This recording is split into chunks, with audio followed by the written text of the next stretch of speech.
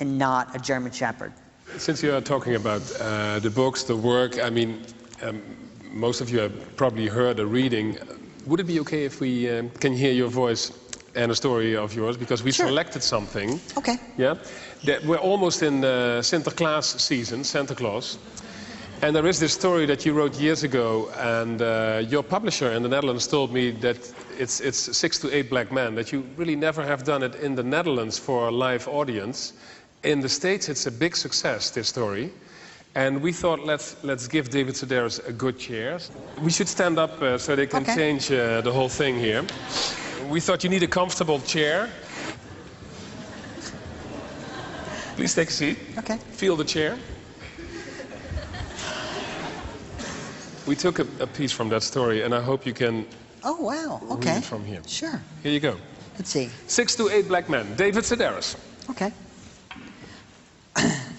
In France and Germany, gifts are exchanged on Christmas Eve, while in Holland, the children receive presents on December 5th, in celebration of St. Nicholas Day.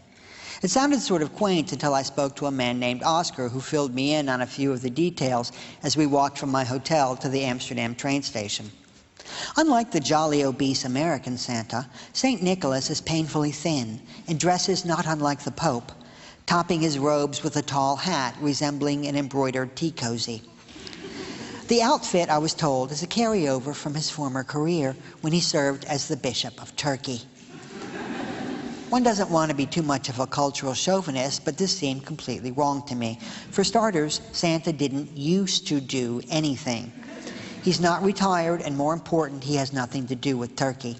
The climate's all wrong, and people wouldn't appreciate him. While our Santa flies in on a sled, St. Nicholas arrives by boat and then transfers to a white horse. The event is televised, and great crowds gather at the waterfront to greet him. Is it just him alone, I asked, or does he come with some backup? Oscar's English was close to perfect, but he seemed thrown by a term normally reserved for police reinforcement. Helpers, I said. Does he have any elves? Maybe I'm just overly sensitive, but I couldn't help but feel personally insulted when Oscar denounced the very idea as grotesque and unrealistic. Elves, he said, they're just so silly. The words silly and unrealistic were redefined when I learned that St. Nicholas travels with what was consistently described as 6 to 8 black men.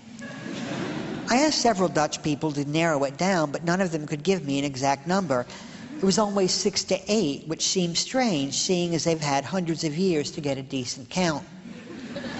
The 6 to 8 black men were characterized as personal slaves until the mid-50s, when the political climate changed, and it was decided that instead of being slaves, they were just good friends. I think history has proven that something usually comes between slavery and friendship. A period of time marked not by cookies and quiet times beside the fire, but by bloodshed and mutual hostility. They have such violence in Holland, but rather than duking it out amongst themselves, Santa and his former slaves decided to take it out on the public.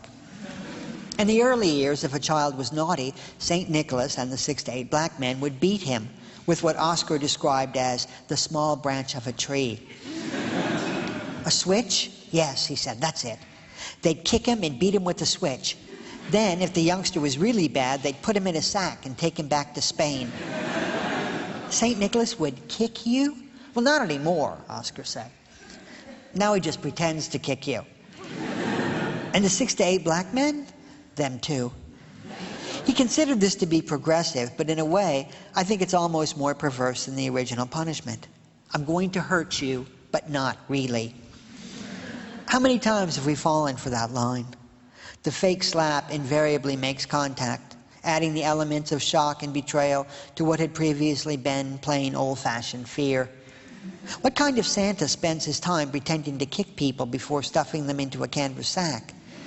Then, of course, you've got the 6 to 8 former slaves who could potentially go off at any moment.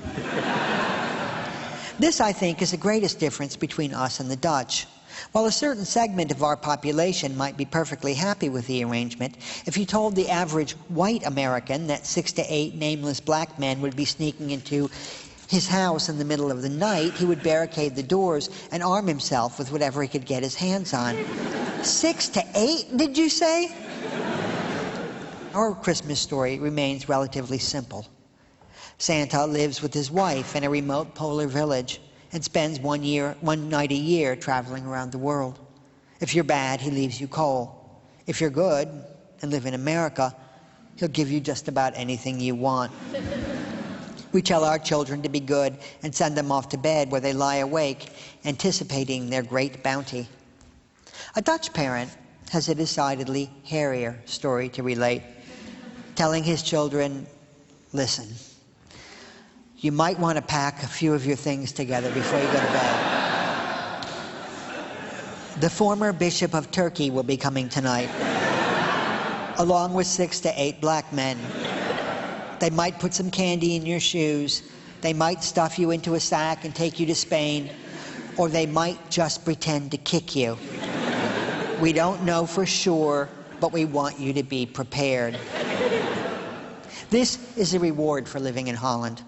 As a child, you get to hear this story, and as an adult, you get to turn around and repeat it. As an added bonus, the government has thrown in legalized drugs and prostitution.